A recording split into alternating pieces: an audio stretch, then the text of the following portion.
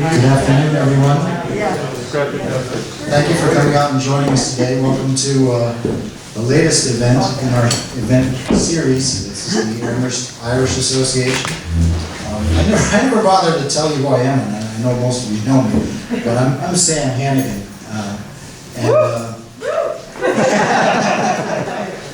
I just wanted to first, and many of you know this background and this history, but we do have some new faces here today, which is wonderful. So we just like to give people the genesis story of the Amherst Irish Association. We started in 2014 after a really sad series of events here in town. It was called the Barney Blowout, and it was tied in with the bars in town and spring break. And many of you may remember the really awful photographs and national coverage of what was really a drunken riot. And so we decided that was not something we were going to sit still for. And we started this organization to represent Ireland and Matters Irish in a positive light. There's so much more to being Irish and being an Amherst resident or being someone from around here than that depicted. And so we've tried to emphasize Irish culture and language, history, and we do genealogy events, we have music and talk, and the tea and scones and tea and tunes are central to what we do. And we had to pivot to Zoom meetings for 2 years, like so many other organizations. And we were really thrilled to see the support we maintained through that time. But we're back in person again, and it's wonderful to be together, all of us again, face to face. I thank you for, we're going to wear masks in the room here. We're going to turn on those fans. I can do that so we get some air circulating in here. And then speakers will, you can take your mask off. We'll have a question and answer, but I'll let Andy explain all of that. And so I'll have Andy come up and we'll introduce today's event. So thanks everyone for coming out. We're really glad to have you here.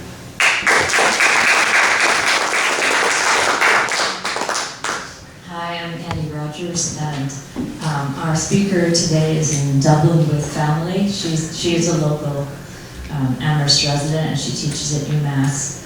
So what we're going to do is we're going to show you a movie of her talk that we recorded before she left, and I'll be introducing her in the movie. Hard to watch myself, but there you go. After she's finished with the talk, she is with us live in Dublin. So after she's finished with the talk, what we'll do is a Q&A period. And what I'll do is I'll look back to you. If you'll please raise your hand if you have a question you want to say something to Katherine, and then have you come up and stand here, not right in front of the computer, but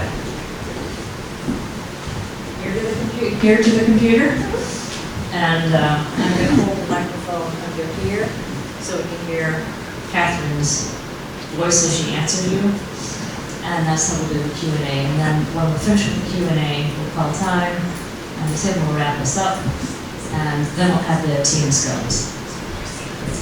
Okay, well, welcome, and Tim's going to be recording. He'll come up and start the movie.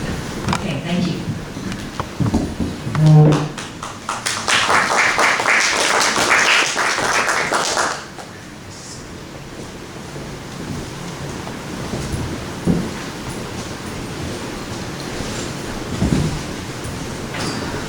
I would like to introduce Dr. Katherine O'Callaghan. She lectures on James Joyce, modernism, Irish literature, and the role of music in novels at the English department at UMASS-Amherst. She received her PhD on the topic of Joyce and music from University College Dublin. She's an elected member of the Board of Trustees of the International James Joyce Foundation. She's written many things. She's editor of Essays on Music and Language in Modernist Literature, Musical Modernism. She's co-editor with Una Frawley of Memory Ireland, Volume 4, James Joyce and Cultural Memory. And she's completing a monograph on music and soundscape in Joyce's Ulysses and Finnegan's Wake. Recently, Katherine was the keynote speaker for the centenary celebration of James Joyce's Ulysses at the International James Joyce Symposium in June 2022 in Dublin. Katherine grew up in Dublin and now lives in Western Massachusetts. She's presenting to us for the second time today. We're very glad to know her. We're extraordinarily happy to have her as a member of our local community, and we're honored to have her present to us today her talk, James Joyce's Ulysses, What's All the Fuss About? Thank you so much for that introduction. It's wonderful to be here, whatever here means in this context. I'd hoped to be with you all in person for the talk today, but I'm over in Dublin, in Joyce's world. So I wanted to talk a little bit about Joyce and Ulysses today, and just to give the context that this is the centenary year of the publication of Ulysses in 1922. And so there have been a constant stream of activities around the world marking this publication, the centenary of the publication. A lot of the Irish embassies and consulates have produced events. There have been new editions of Ulysses have come out to mark the event. I'll just start by sharing the screen here with you and just showing you one of those editions. So this is one of the new editions of Ulysses which came out this year. This is the Cambridge Centenary edition, which Katherine Flynn, who's based over in Berkeley, edited, and it's an enormous tome. If you go to buy it in a shop, you would have to put it into a trolley to bring it home. And it contains the entire 1922 manuscript of Ulysses, but then with lots of the corrections and footnotes all around it. There are maps and photos. And then there's an essay introducing each of the 18 episodes of Ulysses. And it's quite unusual. What Katherine has done is she has placed each of the little introductory essays in between the episodes of the book. So it sort of moves us out of the role of just the reader of the book into someone learning a little bit about, what is that episode about? What's the stylistic innovation that Joyce used? Because one of the things about Ulysses is that the style changes in almost every episode. And it also introduces us to the parallels with Homer's Odyssey and parallels with Shakespeare's Hamlet as well. And it introduces a little bit about the Dublin politics of the time and just guides the reader. It's a little bit like a thread through the labyrinth. It guides the reader a little bit through the episode that they are about to read. So it's a wonderful book in itself, and I think it also says a lot about what a reader needs today, 100 years on. There are a lot of references Joyce is making that we wouldn't necessarily know, but he's sort of assuming the readers will know. Maybe some of the music that's playing in the bar, for example, in the Sirens episode. He might be assuming we could just sort of play that music in our head, but today we might need the assistance to go and find that piece of music or look it up on the internet. So it's a book in which not very much actually happens. So when someone tries to summarize what this book is about in terms of plot, we're talking about the Dublin citizens going through one day. So when Anita asked me to come along and talk about Ulysses and what all the fuss is about, I thought we'd think a little bit about what it means to read this book 100 years on, and I'll try and guide you through some aspects of it, why I think that it probably will still be read in another centenary to come, and we'll mark it in 21-22 also. So here's the first incarnation of Ulysses. This is the National Library of Ireland's copy number 1. In this distinctive blue. It isn't quite the blue it was at the time, but Joyce was very insistent that the first edition had the blue of the Greek flag, and they spent quite a lot of time trying to find this exact blue. Ulysses was being published, as I'm sure some of you know, rather bravely by Sylvia Beach of Shakespeare and Company in Paris. She had never published a book before, but Joyce was having great difficulty getting it published, and she decided, I'll do it myself, and she did, and it was an enormous undertaking in part because Joyce was constantly rewriting and expanding the book. He also had incredibly difficult handwriting. It's very difficult to decipher, but also he was working on it and revising it right up till the last minute, even January of 22. So Joyce is taking Homer's The Odyssey, and he's taking the name of Ulysses comes from the Latin version of the hero of the Odyssey, who is Odysseus. So it's often mentioned that Joyce already puts it a little bit at a remove in that he's looking at a translated version of an original text already, and then he's sort of doing his version of that. And he also is centering the main character in the title, the man himself, rather than just the journey. So those are two shifts that he makes. So the Homer's Odyssey takes place over 10 years. It's the journey of Odysseus coming home from the Trojan War, and he gets into all sorts of adventures on his way back, and it takes him 10 years to return home to Ithaca. And Joyce takes that 10-year journey and he compresses it into one day in the life of one city, which is Dublin. So we're on the 16th of June, 1904, and all of the Odyssey is going to take place in that one day in this city.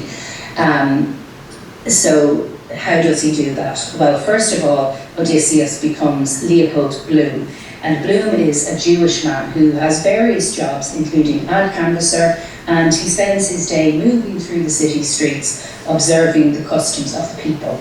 And it's quite interesting, and we'll talk about this a little bit more later, how Joyce chooses a Jewish man as his hero of Dublin, in the sense that there was only a very small Jewish community at the time, and it's thought that Joyce learned a lot about Jewish traditions and customs and so on from his time in Trieste, where there was a much more sizable Jewish community who were very active in the arts, and Joyce got to know a lot of those people. So Bloom may well be in part created from that time there. But the advantage that he has is that he's a little bit of an outsider, and so as he walks through the city streets and he sees what's happening, and he goes into a Catholic church and watches communion happening and so on, he's very much in the role of the observer, who can say to us, the reader, isn't that really strange what they're doing? So he's not quite as accustomed to everything. So he's the observer, and he's a very good observer of detail. He's also a very empathetic man. He's really interested in what other people are feeling. He has a really extraordinary ability to put himself into the shoes of other people. A young boy he sees on the street who's smoking, and he thinks, oh, I should, reprimand him, and then he thinks, oh, I shouldn't. Imagine his life. He probably has to go and get Dad from the bar, drag him home, and he has that sort of sympathy and empathy all the time for the people he's observing. But as I say, he has this sort of more objective eye as well, not having had the sense of being one of the people all of the time in his life. So he is our Odysseus, and then we have his wife Penelope in the Odyssey, who becomes Molly Bloom. And unlike Penelope, Molly gets the last word in Ulysses. The entire last chapter is Molly's stream of consciousness as she lies in bed late at night, and we get to hear all of her thoughts on what's been happening. And that idea of the interior monologue of us getting a sense of what's going on inside the thoughts of the characters is part of Joyce's innovation. So most events that are occurring, we are experiencing through the minds of the characters, rather than there's a narrator who's telling us everything that's taking place. Most of the time we're getting a sense of how it feels to be in that experience and the sort of thoughts it provokes. Bloom in particular has a really rich inner mind, and it's in strong contrast to the way that he interacts with others. He's a little bit more hesitant, his jokes don't always land exactly, so he's not really relaxed with other people, and yet the inner mind that we get to know as readers, he's a really funny, interesting character. So that's something that Joyce is doing in comparison, along with lots of other modernist writers at the time, so sort of in this period of 1910 to 1930 or so, with 1922 seen as the sort of high point of modernism. This elevation of the interior mind is really important to a lot of writers. And then we have Stephen Daedalus, who is our Telemachus, Telemachus being the son of Odysseus, and Stephen is a version of Joyce himself. He appears in a portrait of the artist as a young man, and he comes back here and he gets the first 3 episodes of the book. He's returned home from Paris, where he tried to become a great writer, and he hasn't really succeeded. So he's sort of come down from a sort of Icarus and Daedalus flight, and he has been burnt and has fallen, and that's how Stephen is feeling in the opening of the book. The other big character, if you like, in the book is Dublin itself. This is a real celebration of the city of Dublin. Like many Irish writers at the time, Joyce fled Dublin. He felt that it was holding him down, this sort of nets of family and religion and even nationalism and the British Empire. But the home city doesn't disappear. It remains there with him.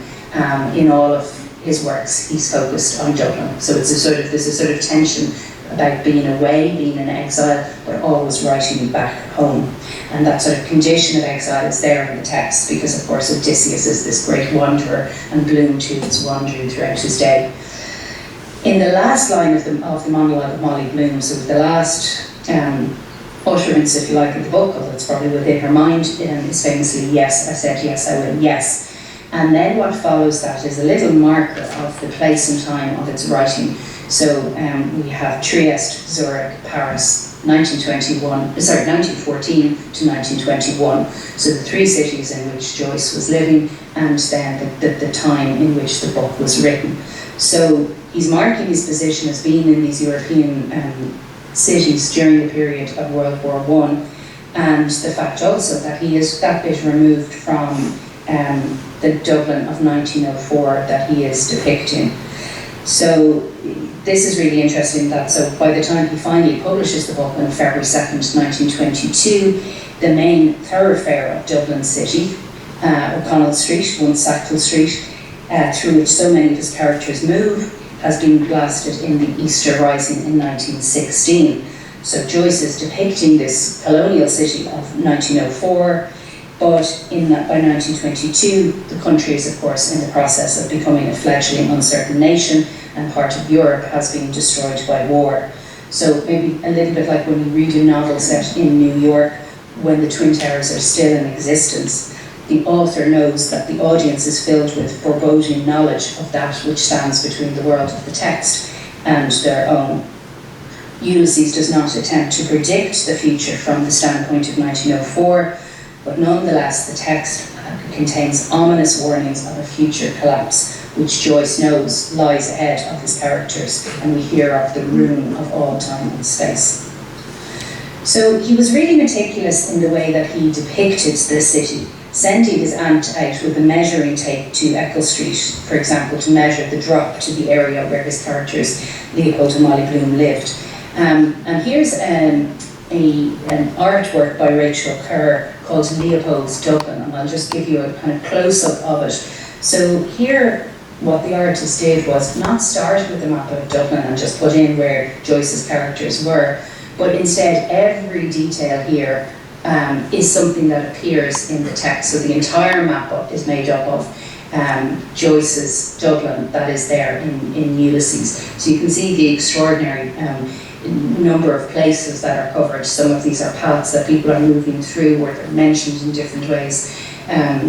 But you can see there that it really all across Dublin has been mentioned, and then right out into Dublin Bay. You have the bay, you have the Liffey running west to east through the city, and then the expanse of words covering Dublin Bay there.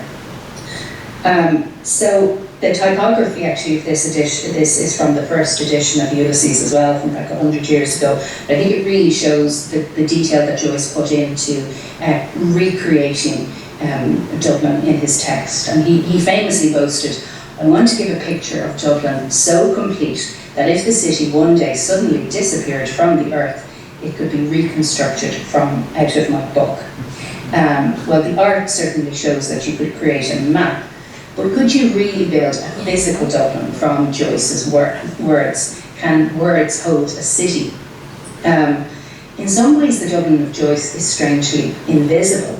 Characters often hear what's happening rather than see things, and this has been noted as maybe a marker of a colonial city, that the citizens have their eyes down and aren't looking up in the same way.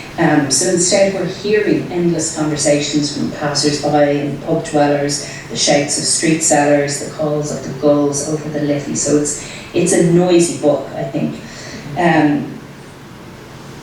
The city alters through Joyce's works. One of the inspirations for his short story collection, on the inspiration for his short story collection, Dubliners, Joyce said, "I chose Dublin because that city seemed to me the centre of paralysis." And he thinks about the theme of paralysis in lots of ways through that collection. But I think it shifts to a sort of labyrinth in Ulysses, and then when we get to Finnegan's Wake, it's a whole chaosmos, the word he creates out of chaos and cosmos. Even in the earlier works, Dublin scenes are suffused with natural images. The opening page of Ulysses depicts here, we have the Martello Tower at Sandycove, and we begin with Buck Mulligan, who mounted to the parapet and gazed out Dublin Bay, his oak-pale hair stirring slightly. "God," he said quietly, "isn't the sea what Algie calls it, a great sweet mother, the snot-green sea, the scrotum-tightening sea." So this is now, of course, a place of pilgrimage, the tower out at Sandycove, and it's been recreated to represent that opening scene of Ulysses, where Stephen Dedalus wakes up here in the tower. And I think the opening scene teaches us a lot about how to read the book as a whole. So one of the phrases then that we find is, "Wood shadows floated silently by through the morning peace from the stairhead seaward where he gazed. A cloud began to cover the sun slowly, wholly, shadowing the bay in deepest green. It lay beneath him, a bowl of bitter waters." Now, wood shadows is a lovely word in itself, but as you can see from the image there, the tower isn't surrounded by woods which are creating shade, and so this isn't a naturalistic detail here, this is something else. And in fact, Wood Shadows comes from a poem by Yeats that Stephen is thinking about, where we have the shade of the wood, the poem is Who Goes with Fergus. And so what we have there is the first sort of introduction into the sort of play of language that Joyce uses. So words are reversed, they're in reference to something which isn't necessarily there, but is in the character's memory, and the character is weaving that memory into a description of their surroundings. The same happens with the idea of the bowl of bitter waters, because what Stephen is contemplating as he stands up at the top of the tower and looks out at Dublin Bay, he's remembering the deathbed of his mother, where she has a bowl of bitter bile beside her, and the image in front of him is superimposed with this memory. And I think that is something that happens repeatedly throughout the book. So there's a real sense of possibility in this text. Declan Kybert has long suggested that the book itself plays out a sense of possibilities based on the fact that on the 16th of June 1904, Joyce first stepped out with his future partner, Nora Barnacle. The Stephen in Ulysses, who is the sort of Joyce character, doesn't meet his Nora Barnacle. Instead, he meets Leopold Bloom. So we're into the realm of the kind of possibilities that art or fiction provides for us, right? You can rewrite the story and change the possibility of where it's all going to go. So that leads itself into the structure as well of the book, in that we begin with Stephen's morning, and we have 8 a.m, 10 a.m, 11 a.m, 8 a.m. here at the tower, 10 a.m. he goes to teach in a school in Dalkey, and 11 a.m. he wanders along Sandymount Strand, another bay further north from there, and has all sorts of philosophical thoughts. And then the book goes back to 8 a.m. again, and we start with Leopold Bloom's morning. And Bloom, as I've said, thinks a lot about things, but not perhaps in the same intellectual way that Stephen does. So Stephen's thoughts are very, very dense with references to philosophy and literature. Bloom's are more practical, and they're more about the lives of humans around him.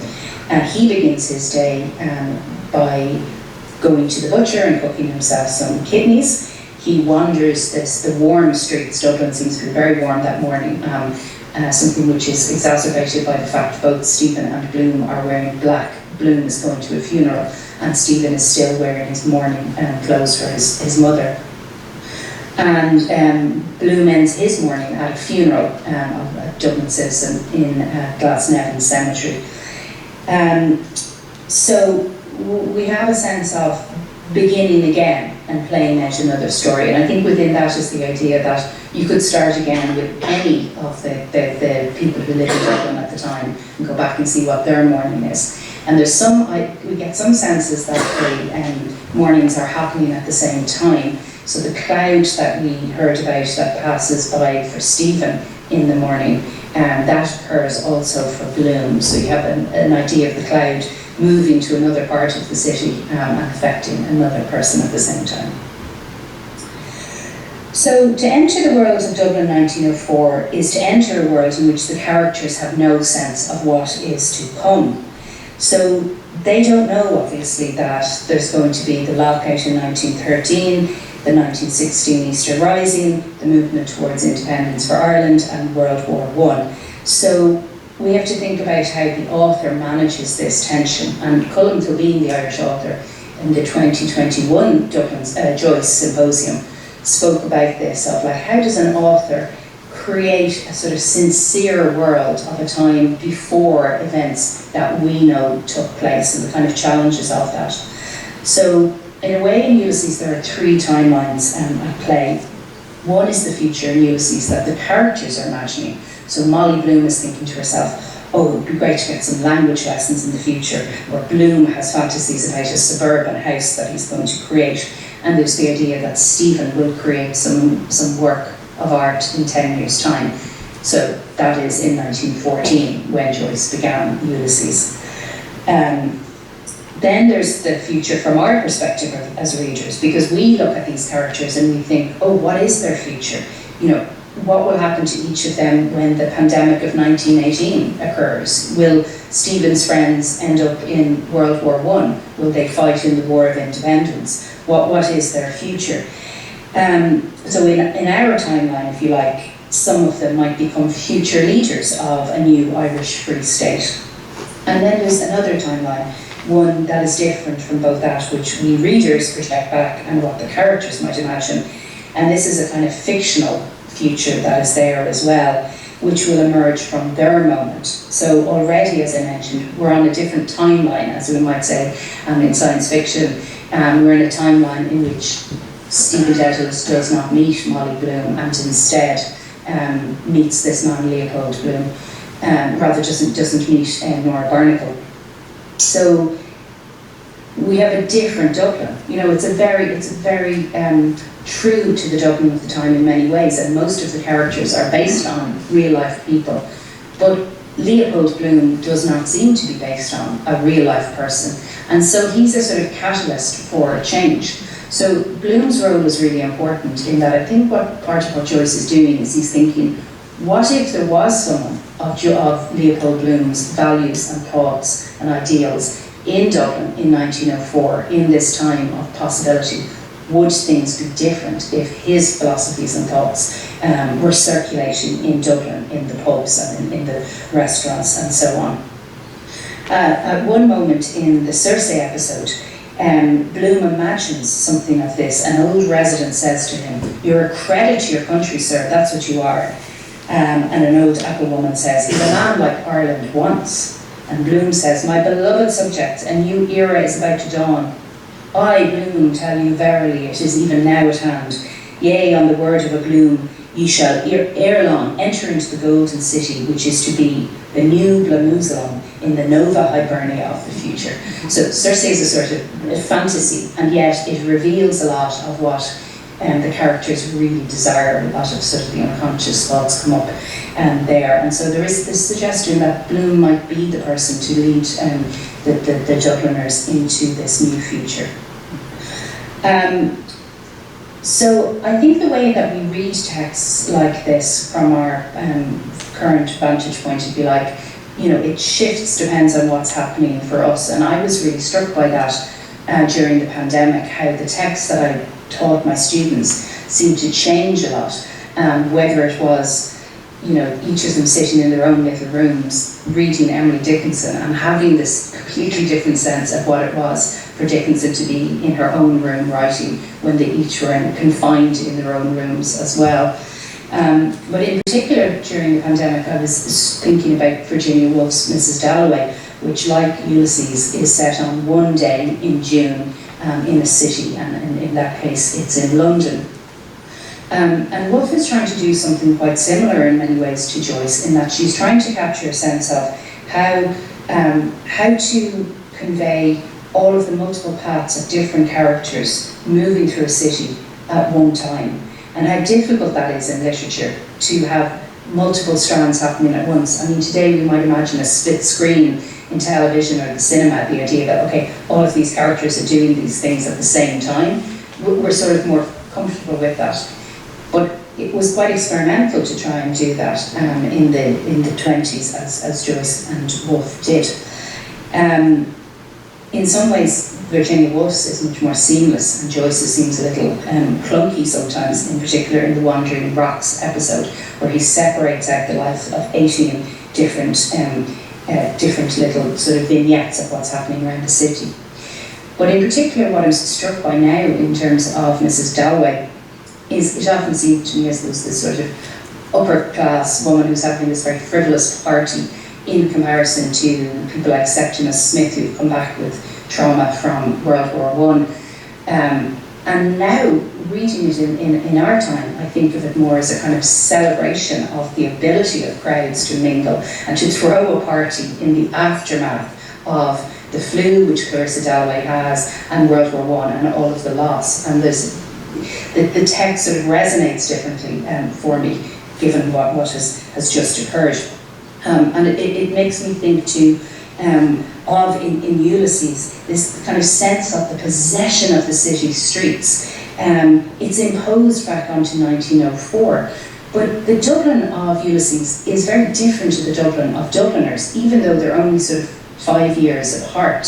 It feels to me as though a lot of the feelings of what it is to be able to move through a city, what it is to celebrate crowds together, is actually the Joyce of post-World War I, post-pandemic, writing some of that energy back into 1904. And that is something which gives the book, I think, an extraordinary energy, a kind of sense of a future that hasn't yet happened. So this Dublin is a very noisy city. A series of musical events and sound effects profoundly influence the events of the 16th of June 1904. Invisible but potent sonic networks propel and repel the characters. One writer, Angela Fraterola, says this, that modernists wanted their novels to sound out, to be listened to, and they achieved this by including the sounds of every day formally in their works and paying attention to how their characters are shaped by sounds. In context, the formal experiments for which modernists are so well known, like stream of consciousness, fragments, non-linear narratives, and so on, all hinge on a shift in sensibilities from the eye to the ear. So again, that brings us back to this idea of, do we see the Dublin of Joyce's time, or perhaps influenced by the fact Joyce had very poor eyesight, do we hear it more?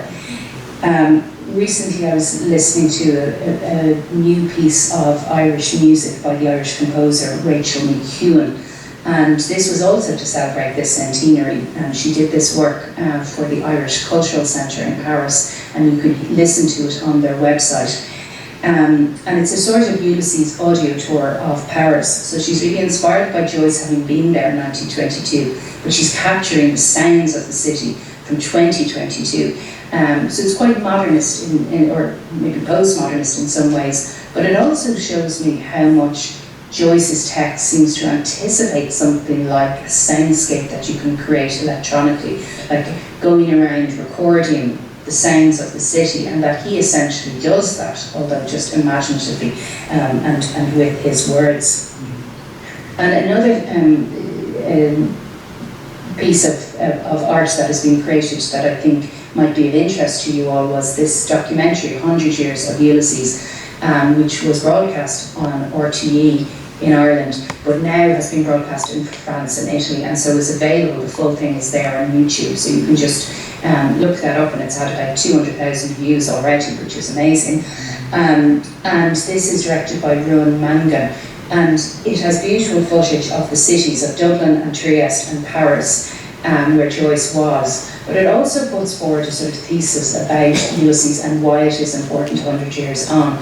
And one of the things it suggests is that Joyce was actually able to look forward to a Dublin which had managed to escape from a very singular view of what it was to be Irish, and that Joyce was able to predict and encourage even the sort of Dublin that we have today, a much more pluralistic Ireland, and one in which to feel Irish is not about having, you know, all of your great-great-great-grandparents having been in Ireland and, you know, being, whether it's Catholic or whether it is, you know, following particular, having Irish language or whatever it is, but that instead there's a much more pluralistic vision of what it is to be Irish, and in that Joyce seems as relevant today, and Bloom seems as relevant today.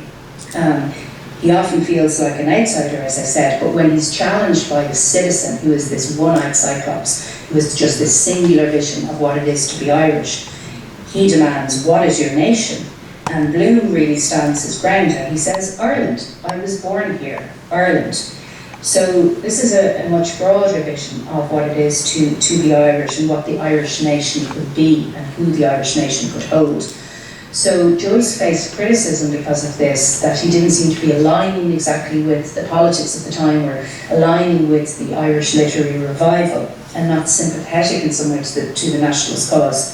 But I think from our vantage point we can see that Joyce was profoundly invested in a future vision for his country, that when it got out of the British Empire, that the Ireland that could emerge would not just be about not being British, but could be something much wider. So of course it remains now a century away from us, and this year I've been thinking about the various blues of the book, the most striking blue being that first edition that we have here.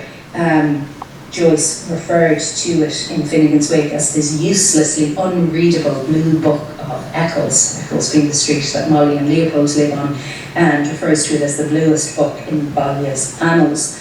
There's an irony to the fact that blue as a colour doesn't actually appear in Homer's Odyssey, but it's evident the whole way through Ulysses. We've the pale blue scarf of Millie Bloom, the blue clots and Boylan socks, the blue French telegram bidding Stephen home, all the way to the heaven tree of stars hung with humid night blue fruit, to blue dusk, nightfall, deep blue night.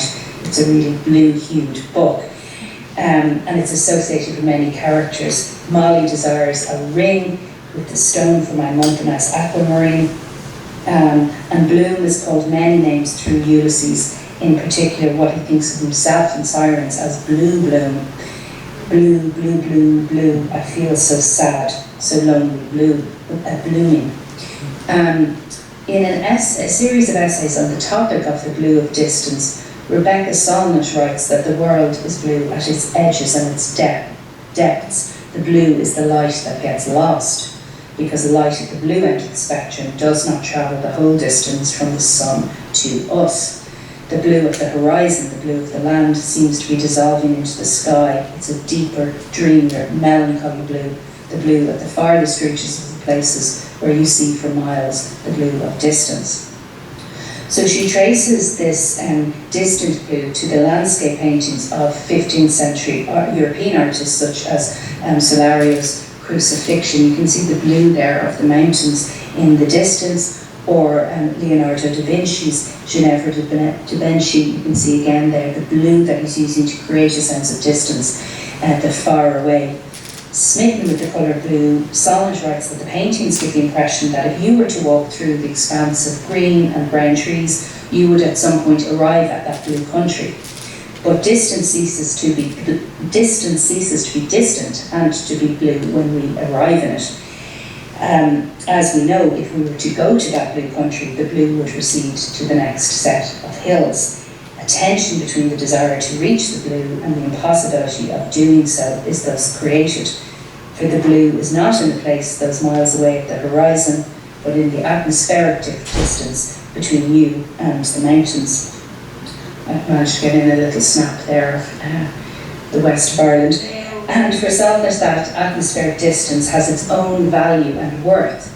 And I think this provides a template for considering the distance between Ulysses and us. Ulysses concerns itself with exile, with wandering, with getting lost and trying to find one's way home. It is full of characters who are spiritually or physically far fallen from their homes and their times. And we too all continue to fall far from the time and place of the publication of Ulysses.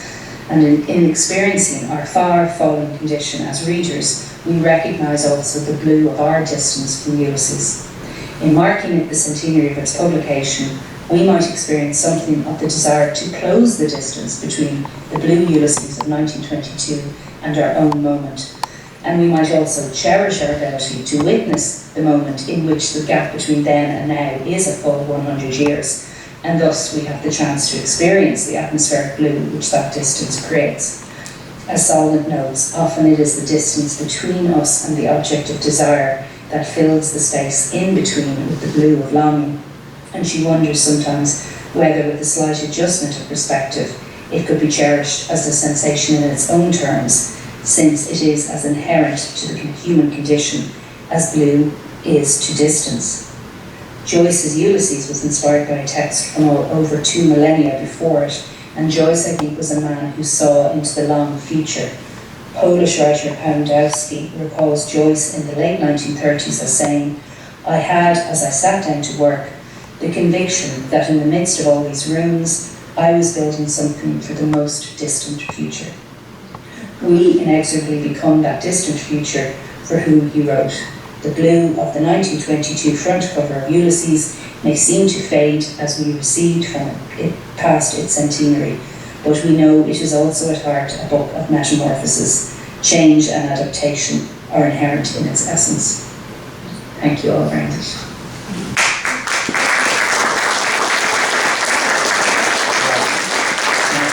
Thank you so much for sharing all that with us today. And it certainly puts Ulysses and Joyce in a much more interesting light. Not to say he's never been uninteresting, because he's always interesting, but still, this was great. And we also want to thank you for taking the time out of what's a busy schedule as you get ready to leave. Even though as we watch this today, Katherine is in Dublin. Today she's hearing us from Massachusetts, so we appreciate you taking the time out to share all this with us. And I think at the end of this, there's going to be a question period, as I recall. Yes. So we look forward to talking to you here in a few moments in person, so to speak. And again, thank you very much for sharing this with us. Annie, thank you for the introduction, and you'll be present here in a moment as well. All right? Thanks so much, and we'll end this now.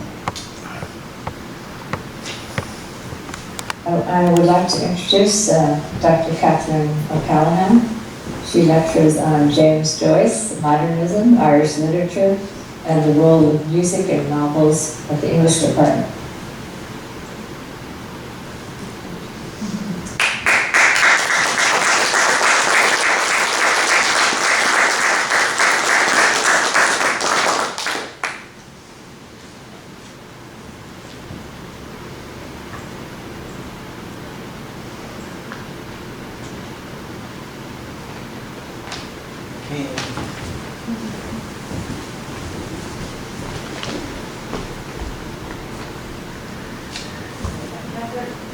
Katherine, do you want to say something just to make sure the sound works? Hi everyone. Brilliant, thank you so much. Okay, so here's the deal. If you'd like to raise a question or make a comment or raise a question, please keep it short so that many people can do this. Please just raise your hand and I'll turn around, I'll acknowledge you, and then you come up, stand where the tape is, please. So you're not blocking the camera. Speak directly to Katherine, and we'll go from there. You can test the mic. Yeah, it's working. Perfect. It's Katherine. Just for what she's seeing from her perspective, right, she's just looking at the ceiling right now. Did you want to turn the screen so that she could see the audience? Katherine, what are you looking at right now? Hey!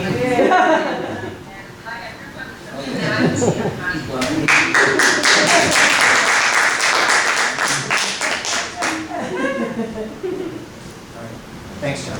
Thank you. Question here, Representative. Lovely, come on up. George. I'm sitting here. Yeah, you stand here, the microphone's for Oh, Katherine. okay, so I didn't get to the mic. Katherine, first, thank you very much. It's a lovely talk. I had a question about the title, Ulysses. Like you, I think of Odysseus, and I talk about Odysseus this and Odysseus that. But the book is entitled Ulysses. And I've always thought about, Buck Mulligan represents the Greek aspect of the world, that, right? Is there a tension? I mean, why Ulysses? Is my question. What's your thoughts on that? Why that title, as opposed to calling it Odysseus? Oh, there you go.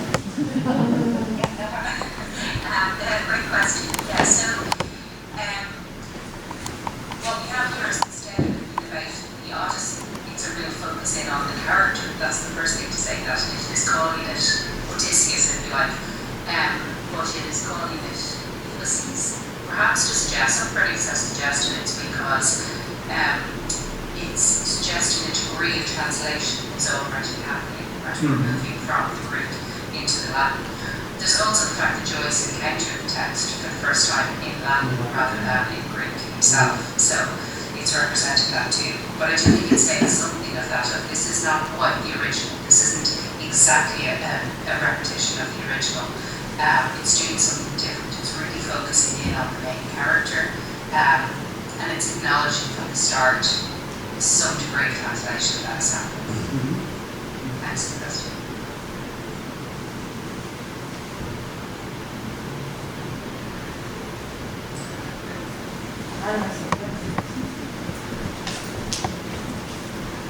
Catherine, you mentioned that it was about identity, and he was you were mentioning that Joyce was exploring the idea of identity and trying to challenge the kind of Irish revivalist movement.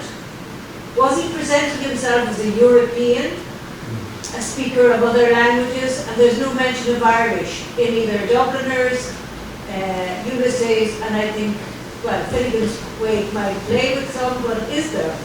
And is that connected to his rejection of the Irish language as too associated with that revivalist movement?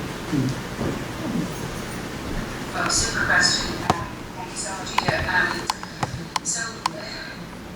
If we look at the census of 1901 in Ireland, Joyce's father actually had both Joyce and his brother Stanislaus speaking both Irish and English. Now, he must have been learning some in school, but we know that he then turned to have classes from Poor Pierce. And one of the reasons Joyce seems to have rejected these classes is he felt that Pierce was denigrating English to raise Irish as a sort of superior language, and Joyce really rejected that idea that languages should be sort of categorized in that way. So I think there's quite complex reasons around that of why he's rejecting it. I'm not sure it's just about the revival itself. It's more about an idea, a sort of purist idea of what language you should be using. I think that probably wasn't quite complicated for him. We have moments in the opening of Ulysses where you can feel Stephen Dedalus' real discomfort with the fact that he's not fluent in Irish. You have this Englishman, Haynes, who has come over to Ireland, and he speaks Irish, and he's come over to sort of learn more about the natives of the island. And Stephen is really uncomfortable with that. And we have an old woman, a sort of Shan Van Gogh, she's sort of a representation of Ireland itself in the character of the milkwoman, and she arrives and the Englishman speaks in Irish to her and she doesn't understand it. She says, like, is that French you're speaking? And sort of says, you know, I hear it, Irish is a great language from those who know it. But one of the interesting things of the moment is that in that moment, the language seems to be a direct translation from Irish. So she says, have you Gaelic on you? So this kind of sends up like it's a translation actually from the Irish. The Irish language haunts the text in that moment. It's all written in English, but the Irish is actually there underneath it. I think when it comes to Finnegan's Wake, there's far more Irish actually in Finnegan's Wake than there is in Ulysses. And I think Joyce sees it as part of this. What he's trying to do in some ways is suggest that there shouldn't be a single voice or a single language. A lot of critics see this as in reaction to what he was seeing around him in Europe in the 1930s and this development of a very singular nationalist voice in a lot of countries, and instead he produces this text that is woven through with multiple languages. There are more than 60 languages in Finnegan's Wake, and Irish is one of them, and as I say, it's much more dominant. So I think a little bit like some of you probably read The Dead, and you might remember the character of Gabriel Conroy, who feels very threatened when he's asked, you know, why isn't he learning his own language, which is Irish, and why isn't he exploring his own country, which is Ireland?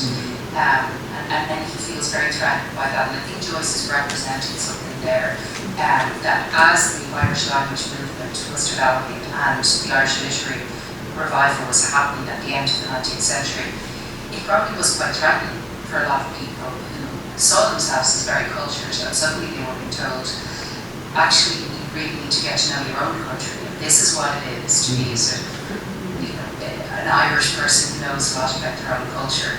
And I think he captures some of that in the early works like Dubliners. And I think by the time it comes to Finnegan's Wake, he's maybe a more relaxed attitude towards Irish, and it's one of many languages that he can use, and it loses some of that anxiety that might have had about it in his younger years.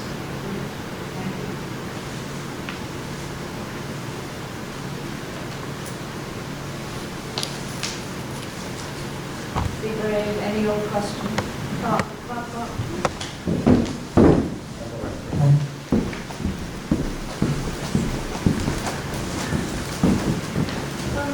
Hi.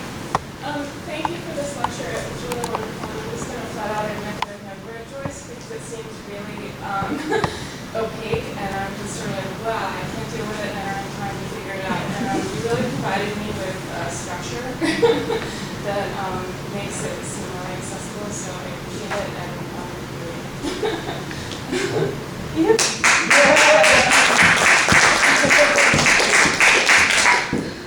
Yeah, for anyone there who sort of felt a bit daunted by the thought of reading Joyce, I think a few good places to start are listening to his text. He had this idea that if you read it aloud, you would begin to understand it more. You know, he's really thinking about the sounds of language, and often things that look very daunting and experimental on the page aren't so much when you hear them. So, for example, like the Penelope episode, the last episode of Ulysses, is this monologue from Molly, and it's all in her mind.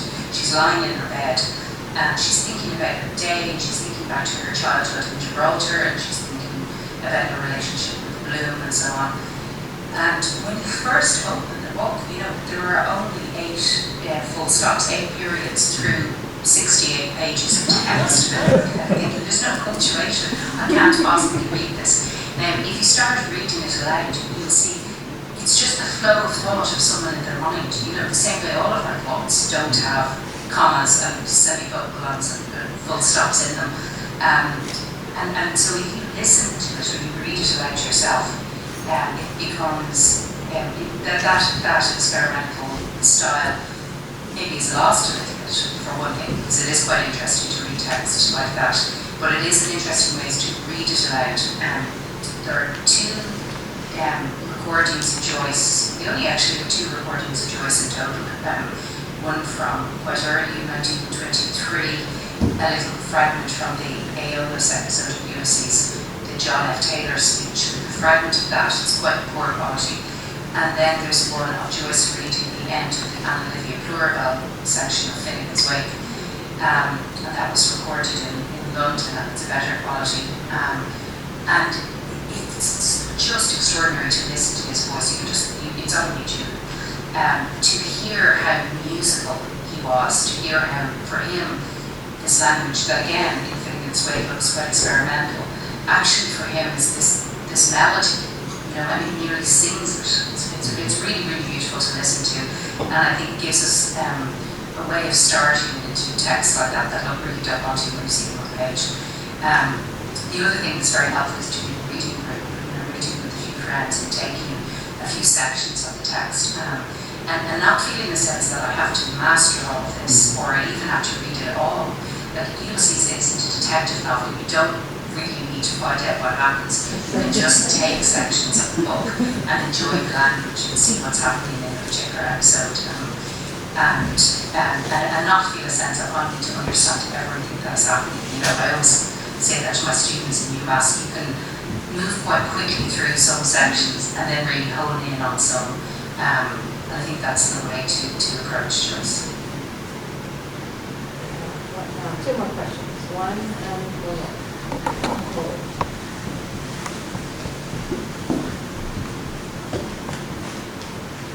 Thanks for a great talk.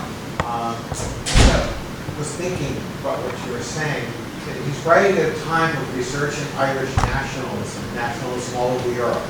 And yet, Leopold Bloom is a Jew, and he's married to a woman who's, is Molly's dad a British soldier in Gibraltar or Irish soldier? British, yeah. Sorry? Sorry, yes, Irish soldier in Gibraltar. Yeah, the Spanish internal. So I wonder if you could talk about the role of the other in this very Irish novel, especially of a Jew who is, Jews are persecuted for millennia in Europe, in a Catholic country. Yeah, excellent question. Thank you so much. So it's really telling, isn't it, that Joyce chooses as the hero of his epic to be a Jewish family who's living in Dublin, because the Jewish population was absolutely tiny in Dublin at the time. So, where was Joyce coming up with all of these ideas from? Well, in part, he's really influenced by living in Trieste at the time that he was writing Ulysses. There was a really active artistic community, Jewish community at the time, and he got to know a lot of writers and thinkers and philosophers in the Jewish community there. So I think he was quite influenced by that group. The choosing to have somebody who's somewhat of an outsider is really interesting, isn't it? At that moment where there was a narrowing of the vision of what it was to be Irish, and here Joyce is insisting that what it was to be Irish needs to be challenged. So Bloom is really important in that way. You have some really anti-Semitic characters. Early in the second episode, we see DC, who is the principal of the school that Stephen is teaching in, and he's highly inaccurate in his account of the history of Ireland and the Bible and lots of other things. So Joyce is very definitely setting up a challenge to that sort of anti-Semitism in the book. So I think I said a little of this in the talk as well. It does give Bloom this particular power of being the outsider, and so when we see him sitting in the church on Westland Road, for example, and he's watching the priest in action, he has he's able to sort of cast a cold eye on what's happening. He's able to challenge. Nothing just becomes the norm to him, because he's always questioning. And it's interesting in terms of Jewishness. In fact, because Bloom's mother wasn't Jewish, and actually Molly's was. Technically, Bloom is not the Jew that Molly is. So there's all sorts of sort of complications being put into the text. We're told Bloom was baptized as well at some point, so he has a complicated history in that sense. But it's clearly a definite decision that Joyce made to not have Bloom, his Odysseus, his character who is wandering, who goes out and finds himself lost from home and has to return. They're really interesting sort of biblical comparisons that you can make as well. Katherine, we're going to do one more question, one last.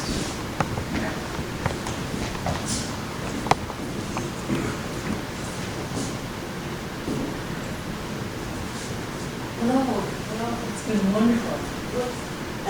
Hi, it's been grand. So I read Ulysses, but I read it along with a great courses lecture that he did 12, 24 lectures on. So I would watch a lecture and then I'd read the book, and I don't know if you think that's a good way to do it or not, but it helped get through it. And if you don't like his way, why don't you do it? I would like to listen to you give lectures on all the chapters. But I'm curious about, you'd spent his day worried about Molly and her rendezvous with, I forget his name. And so, yes, I know, I've been sitting over there, I'm like,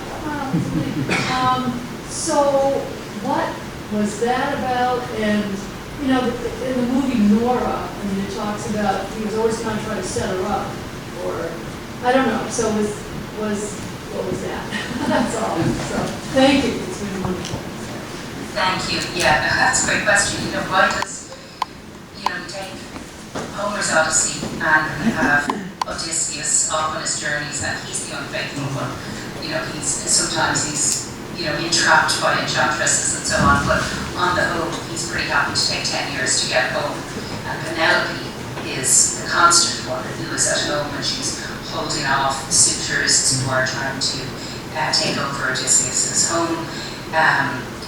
And so that isn't what Joyce does. Instead, he has as his hero this character who is being cuckolded on this day at 4 p.m. Blazes Boylan, who's nearly a sort of cartoon character. We never really get to know anything about the interior world of Blazes Boylan, and I think that's quite deliberate. He is supposed to be going to Molly's home to do a music concert with her, rehearsal for a music concert. But in fact, we know that this is a rendezvous.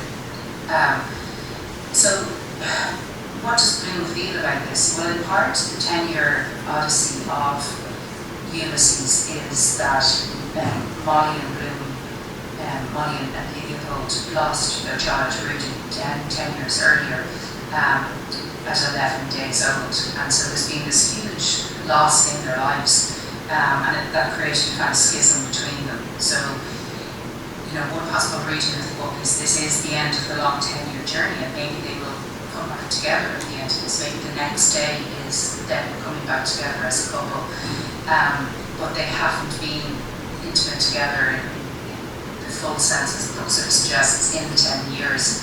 And so Bloom has this extraordinary ability to be able to see the context of all of that. I mean, he plays out lots of his own fantasies and what he thinks is happening with Molly and Boylan in the Circe episode, episode 15, which is set in the red light district of Dublin. And all sorts of things from the unconscious sort of come to the surface level, and they come across as hallucinations, but all sorts of anxieties and fears of all of the characters, but particularly Bloom, emerge. And when he finally gets back home, he seems to be able to have what is described as a sense of sort of equanimity about what has happened, that in the context of everything, all the losses, all the pain in the world, this act of Molly's in this one day doesn't seem something unsurmountable to him. And in some ways that's sort of his heroic quality, even if that seems to go against what the hero of a Greek Odyssey might feel that his wife being constant to him the whole time is very important. Bloom has some ability to understand the flaws in others and maybe his own flaws in relationship too. So it's fascinating, isn't it, this idea of having your hero be cuckolded during the day of the Spirit Odyssey. It's a great question. Katherine. Thank you so much. It was, as I said before, it's an absolutely stunning talk. And the Q&A and your generosity with your time is just fabulous. I can't thank you enough. We're going to shift to the tea and tunes over here. Hope all goes well in Dublin, and look forward to seeing you when you're back to us. I'm going to turn it over to Tim in just a moment. Okay, your moments. Thank you.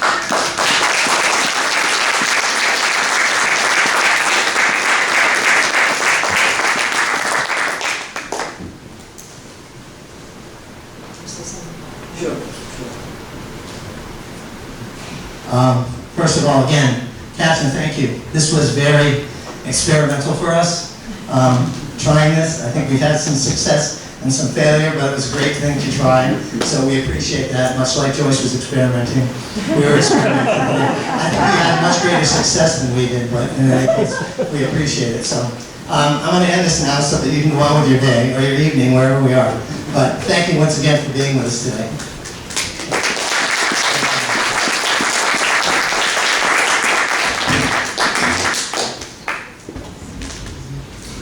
Okay, so that was one thank you.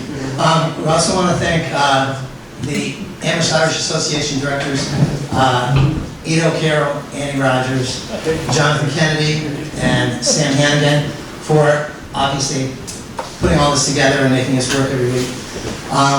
We need to recognize the Immigrant Support Program of the Irish Consulate in Boston, without whose generosity and support every year we could not make this program happen over the course of these years. I want to mention our calendar. The calendar is available here. If you're a member, already a member, one is going to be mailed to you anyway. However, if you'd like to pick it up, all I ask is that there's a list over there of current members and that we cross it off so we don't send a bunch of them out that don't need to go out. But in any case, if you just want to wait, it'll come to you. If you want an extra one, they're $10. And you can leave that with any of us, either Sam or Ida or Andy, myself, and we'll, you can take it with you. Is there a question? No? Okay. Oh, sure. Okay, since we've all been in Mass, we're trying to be very careful in deference to all people in our community. If you collect your scone, you can, if you like, you can eat here, of course, which involves taking this little lovely mask off for a bit. The air's pretty circulating, and I think we have a good cross-draft going. But I would suggest you not stand right on top of one another, munching and talking away at full volume. Also, if you would feel safe in doing so, there's a little bag that Edith's holding up, and you can take your half scone. You could even butter it and put some jam on it, probably not be too messy, and take it outside or take it home. And there's tea for everyone too, so enjoy, and we'll do this for about 45 minutes now since we went over time. And the musicians. And the musicians will play for us. Yeah.